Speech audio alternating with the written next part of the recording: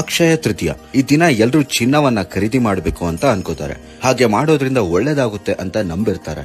ಹಾಗಿದ್ರೆ ಚಿನ್ನವನ್ನ ಮಾತ್ರ ಖರೀದಿ ಮಾಡಿದ್ರೆ ಒಳ್ಳೇದಾ? ಅದು ಬಿಟ್ಟು ಏನನ್ನ ಖರೀದಿ ಮಾಡಬಹುದು? ಪುರಾಣದಲ್ಲಿ ಈ ದಿನ ಎಷ್ಟೆಲ್ಲ ಮಹತ್ವಗಳು ನಡೆದಿದೆ ಅನ್ನೋದು ಗೊತ್ತಾ? ಎಕ್ಸ್ಪ್ಲೈನ್ ಮಾಡ್ತೀನಿ, ತುಂಬಾ ಇಂಟ್ರೆಸ್ಟಿಂಗ್ ಆಗಿದೆ. ಅಕ್ಷಯ ತೃತೀಯ ದಿನ ಏನನ್ನೇ ಹೊಸದಾಗಿ ಶುರು ಮಾಡಿದ್ರು ಅದಕ್ಕೆ ಯಶಸ್ಸು ಖಂಡಿತ.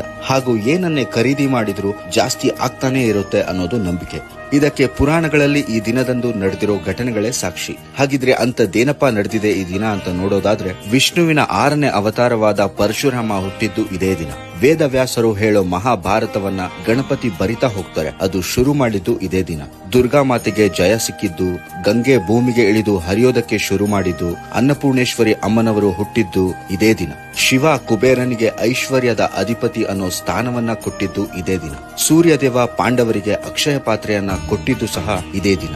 ಇಷ್ಟೆಲ್ಲ ಒಳ್ಳೆ ವಿಷಯಗಳು ಈ ದಿನ ನಡೆದಿದೆ. ಇದರಿಂದ ಗೊತ್ತಾಗೋದು, ಏನನ್ನೇ ಒಳ್ಳೇದು ಮಾಡಿದ್ರು, ಖರೀದಿ ಮಾಡಿದ್ರು, ಹೊಸ ಕೆಲಸ ಶುರು ಮಾಡಿದ್ರು ಅದು ವೃದ್ಧಿ ಆಗ್ತಾನೆ ಇರುತ್ತೆ. ಯಶಸ್ಸು ಸಿಕ್ಕೇ ಸಿಗುತ್ತೆ ಅನ್ನೋದು. ಬರೀ ಚಿನ್ನನೇ ತಗೋಬೇಕು ಅನ್ನೋದು ಎಲ್ಲೂ ಇಲ್ಲ. ಚಿನ್ನ ಲಕ್ಷ್ಮಿಯ ಸಂಕೇತ. ಹಾಗಾಗಿ ಎಲ್ರೂ ಈ ಶುಭ ದಿನ ಲಕ್ಷ್ಮಿಯನ್ನ ಮನೆ ತುಂಬಿಸ್ಕೋಬೇಕು ಅಂತ ಇಷ್ಟಪಡ್ತಾರೆ.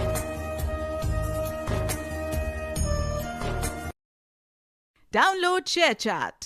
ಅಣ್ಣ, ಕುದುರೆ ಎಷ್ಟೇ ಚೆನ್ನಾಗಿ ಗಾಡಿ ಎಳೆದರೂ ಚಾಟಿ ಏಟು ತಪ್ಪಿದ್ದಲ್ಲ.